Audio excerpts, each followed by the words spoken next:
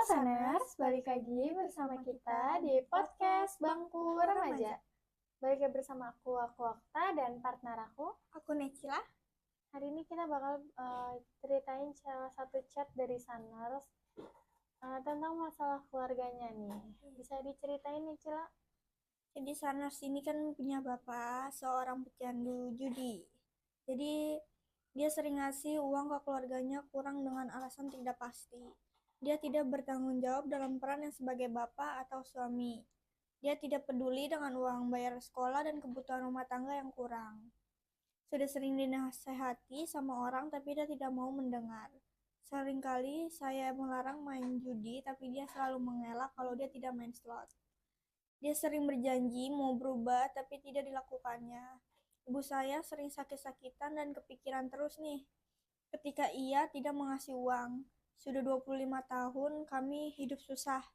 Jadi apa yang harus saya lakukan sebagai anak perempuan pertama di keluarga saya? Karena saya mempunyai adik 4 masih sekolah. Ibunya ini juga sering minjem uang buat kebutuhan rumah kayak pinjaman ke Mekar. Sudah ditagih berkali-kali tapi dia bilang kerjanya sepi dan gak ada uang. 4 bulan ini tidak aku bayar karena saya tidak lagi kerja, terus dia tidak ada kepikiran buat menabung bayar rumah. Itu lumayan sedih banget ya, karena apalagi dia anak perempuan pertama yang harus Menanggung semuanya. menanggung semua biaya untuk keluarganya, satu keluarga, nggak cuma untuk adik-adiknya tapi orang tuanya juga. Nah, dari cerita Sanars ini nih, tanggapan Necila gimana sih soal ekspektasi dari anak ke ayahnya yang gagal buat ngepenuhin semua kebutuhan di rumah nih? Pasti kalau dari dia tuh kan dia apalagi anak pertama ya, dia ekspektasinya tinggi kan buat orang tuanya. Dia juga mungkin merasa sedih karena tidak ada perubahan dari ayahnya yang katanya mau berubah untuk tidak main judi. Apalagi dia juga harus biayain bukan cuma adiknya, orang tuanya pun dibiayain sama dia. Apalagi dia juga kan lagi nggak kerja kan selama 4 bulan ini, jadi tidak ada pemasukan. Benar banget, dan dia tuh harus minjem uang ya ke Mekar itu ya, yang kayak bank keliling gitu. Itu tuh pasti ada bunganya, pasti ada persenan yang harus dibayar ketika dia nggak sanggup bayar nantinya gitu. Nah, kondisi yang kayak gini tuh pasti bikin capek banget dan pasti bikin mental kita tuh lama-lama turun, lama-lama ngedown.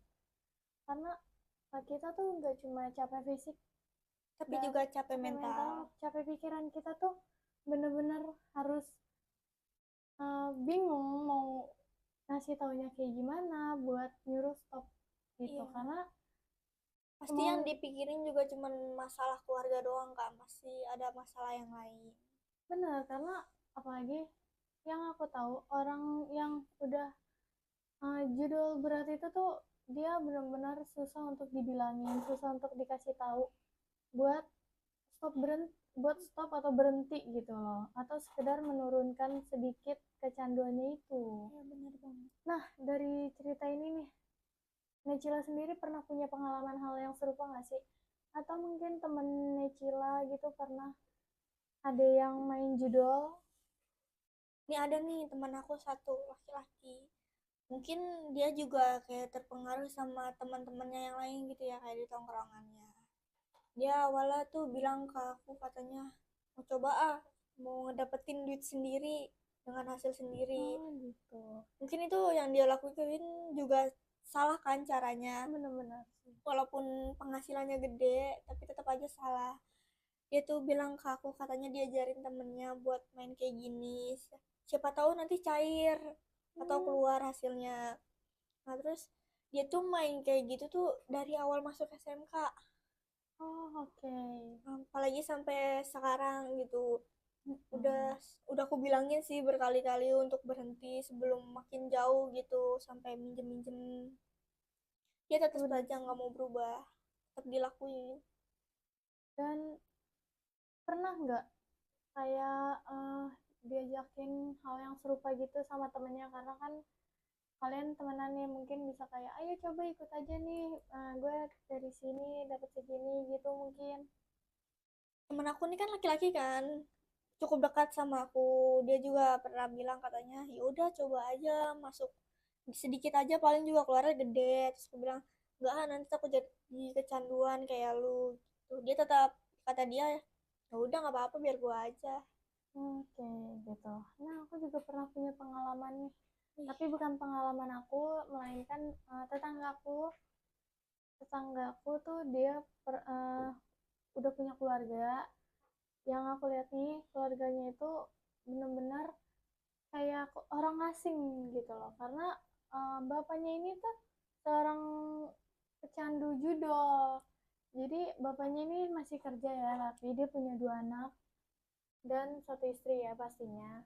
Nah, bapaknya ini tuh kalau di rumah tuh nggak pernah komunikasi sama istrinya atau ngajak main sama teman, sama anak-anaknya. Jadi ketika habis pulang kerja dia cuma main HP, main ya ngeslot gitu, malah main judi. jadi nggak ada interaksi sama anaknya gitu. Bener, jadi yang aku lihat tuh di rumah itu tuh kayak kumpulan orang asing yang tinggal di satu rumah gitu loh. Dan itu tuh efeknya bener-bener kayak Ngaruh banget nggak ngaruh sih ke anak? banget ke anak. Dan harusnya ya, anak-anaknya kan masih kecil dan harusnya itu masih butuh perhatian orang tuanya, Ayahnya. ayahnya gitu. Menurut aku sih kalau kayak gitu diubah ya pelan-pelan, apalagi dia punya dua anak kan masih kecil-kecil, masih butuh peran ayah kan, masih Hmm. butuh main sama ayahnya juga, apalagi walaupun ayahnya udah kerja. Terus kan kalau pulang ke rumah masih main HP, nggak ada interaksi sama anaknya, anaknya juga ngerasa sedih. Nah, bener banget. Balik lagi, pasti kalian bingung banget kan, dari cerita sana sini juga kita ngerasa kita tuh mau pergi dari rumah atau tetap bertahan gitu kan, dengan kondisi yang kayak gitu, dengan kondisi yang bisa dibilang udah mau hancur, tapi kita juga nggak tahu harus apa kan. Nah, si Sanas ini juga kan kalau mau pergi harus mikirin empat adiknya Adik-adiknya itu. yang masih sekolah ya, Iya, dan yang masih masih butuh butuh. biaya. Dan kalau misalkan dari ceritanya juga kan sempat diusir ya Iya, ayahnya, dan ternyata balik lagi nih. Nah, mungkin kalian bisa buat perjanjian betul. atau Buat surat, surat, yaitu ini surat surat tidak tidak cakap. cakap hukum, yang dimana suratnya itu tuh ditandatanganin sama dua belah pihak yang secara hukum. Nah, itu tuh isinya tuh yang dimana ketika kalian buat surat itu tuh ini ngasih alasan-alasan yang isinya tuh kayak untuk orang-orang yang Kecanduan kecanduan untuk judol atau atau yang lainnya yang lain-lainnya. udah negatif banget kan.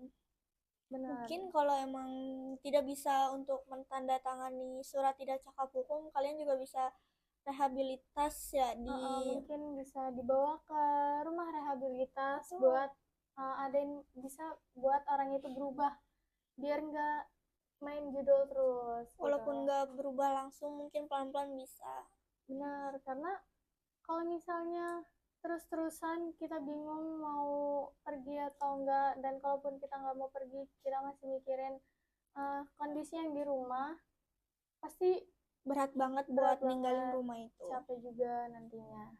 Nah, dan yang pasti yang terpenting ya, buat coba cari kerjaan baru lagi. Iya, Dan dia kan udah nganggur tuh ya 4 selama 4 bulan. bulan Mungkin coba buat cari-cari part time atau volunteer atau atau freelance, freelance yang bisa buat nambah pemasukan supaya tidak menurun banget pemasukannya. Jadi dan kayak ada buat bayar itu utang atau buat kebutuhan sehari-harinya. benar, setidaknya ada pemasukan yang eh, ada yang didapetin gitu. Dan pastinya kita juga harus bisa self care sama diri kita Bener. buat eh, ngelakuin Lakuin apa yang kita aktivitas suka. yang kita suka supaya kondisi mental kita juga tetap stabil dan meskipun tetap capek ya. jaga ya biar nggak menurun banget kesehatan kita atau mental kita. Bener banget. Dan kalau misalnya nih kalian pengen curhat atau sekedar ngobrol santai,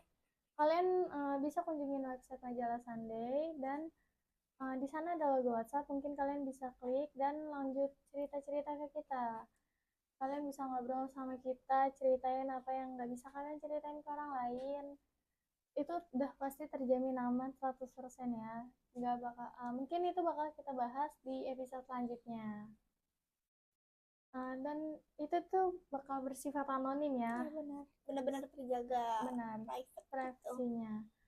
Dan kalau misalnya kamu nggak mau jadi orang egois dan kamu mau jadi tetap tenang, kamu juga berhak buat bahagia meskipun keadaan keluarga kamu tuh nggak stabil gitu, lagi sulit. Kadang keluarga tuh emang yang seharusnya jadi rumah sih ya, tapi Benar. malah justru jadi luka.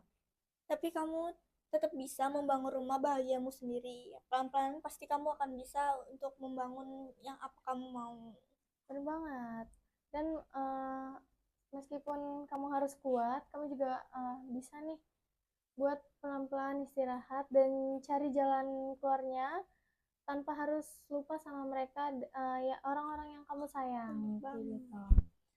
Oke, sampai sini aja. Sampai ketemu di episode selanjutnya. Tetap semangat dan sampai jumpa. See you.